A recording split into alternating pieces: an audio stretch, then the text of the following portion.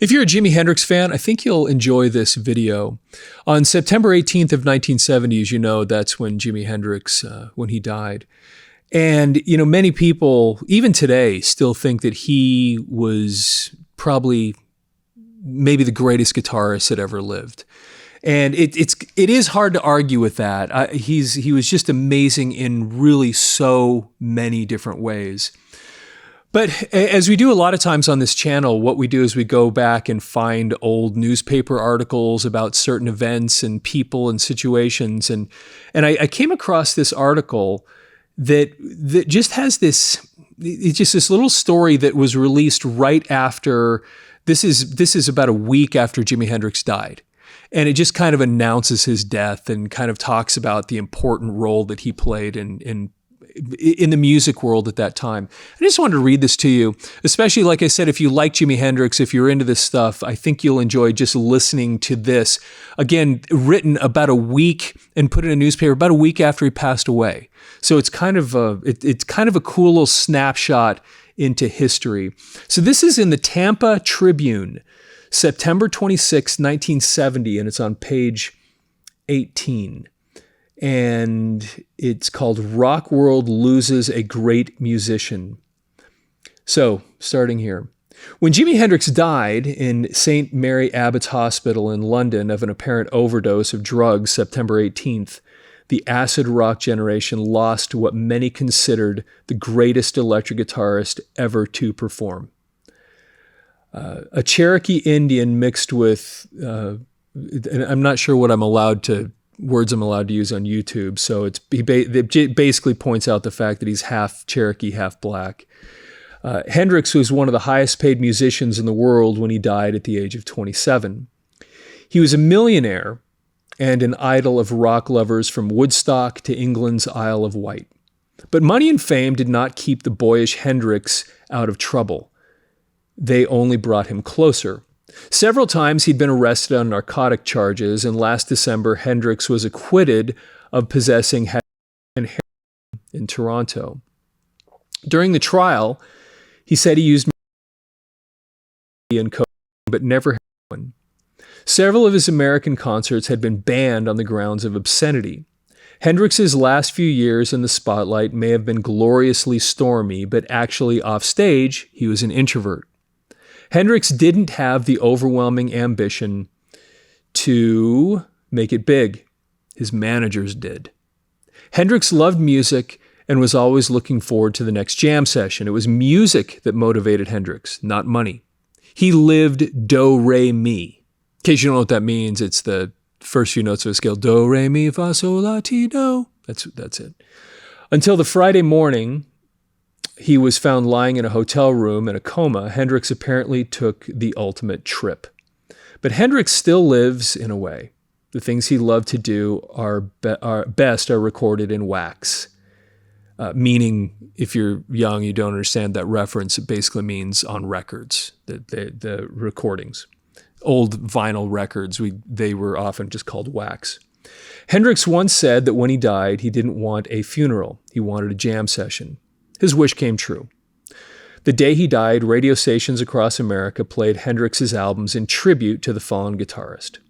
The music went on and on for a week, and it will continue to do so as long as there are acid rock lovers around. Some people have said Hendrix's mother used to put a guitar in a crib next to her son Jimmy. It might be true, for Hendrix learned to love music at an early age.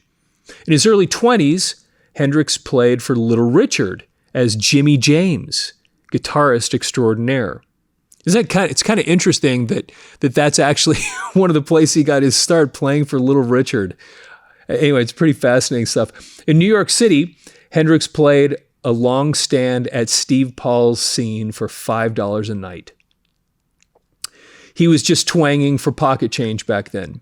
Perhaps one of Hendrix's first big breaks came when he played in the warm-up act for the Monkees' first road tour. The same year Hendrix was playing for the Monkees, he split for England and established himself as a superstar. While overseas, Hendrix formed his own band, the Jimi Hendrix Experience. His group played loud and long, and the British loved him.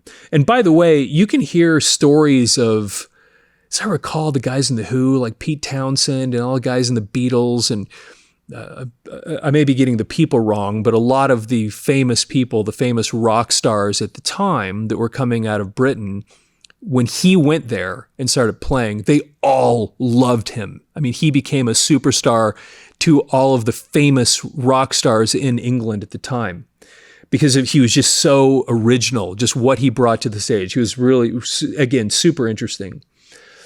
Let's see here. His group played loud and long. British loved him. Soon afterward, his music and style were accepted in the colonies. Hendrix had made it. And though all his past accomplishments somehow didn't matter now, Hendrix's admirers will never forget the moment of music he brought them. Hendrix is no stranger to the Bay Area. He made 2 personal appearances in Tampa at Curtis Hickson Hall. Hendrix's first show several years ago went over big there. He was well applauded and the kids loved his performance. This was back in the Purple Haze days. And by the way, that's the first song I ever heard. My parents had some sort of a 8-track tape that had, there was kind of one of those tapes that just had a whole bunch of different artists and songs on it. And I remember putting it in a player once when I was, I don't know, I couldn't have been 9, 10 years old. And I was just flipping through it, and it had things like Grateful Dead and Alice Cooper. But I remember when I heard Purple Haze, I mean, and you're just kind of blown away. Like, what is this? It was so awesome. Still, you look back, it's still just such a great piece. Hendrix's second performance in Tampa didn't come off so well. Hendrix hit town with a new set of songs and a new show. The kids didn't dig it. They wanted Hendrix to play his old songs. They yelled obscenities at the rangy performer and often booed. Hendrix thought that the Hickson crowd was rude.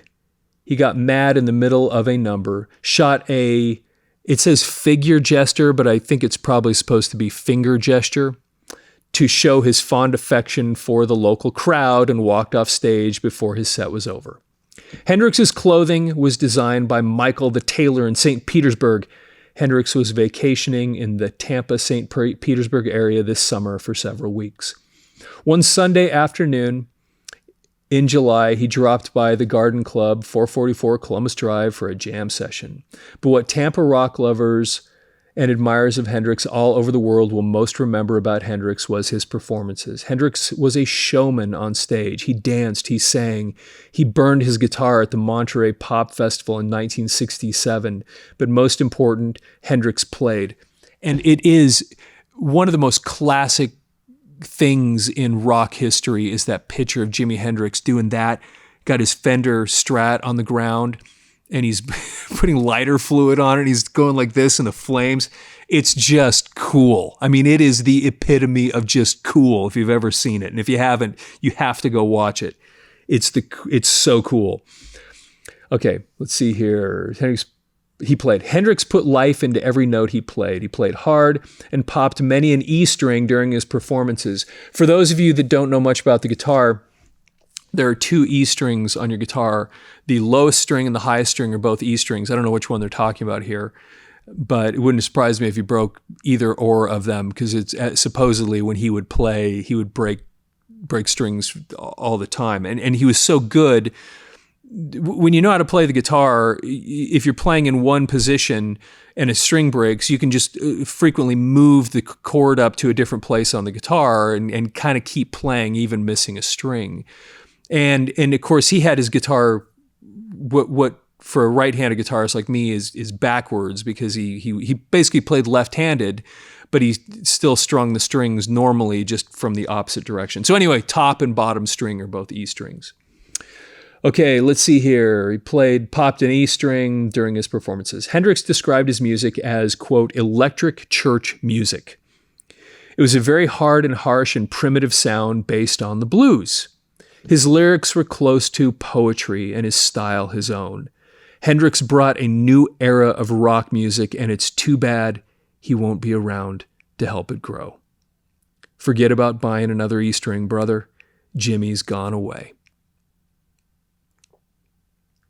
Anyway, I hope you enjoyed that. Please follow the channel, like the video. And if you know other people that are in this kind of thing that like Jimi Hendrix and were into this era of music, I think they'd probably enjoy this as much as you did if you enjoyed it.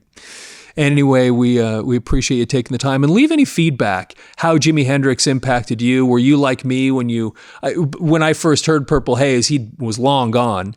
But what was it like the first time when you heard Jimi Hendrix? Did it have that kind of an impact on you that you had to stop and go, hey, there's something really special here? Anyway, with that, have yourself a fantastic day.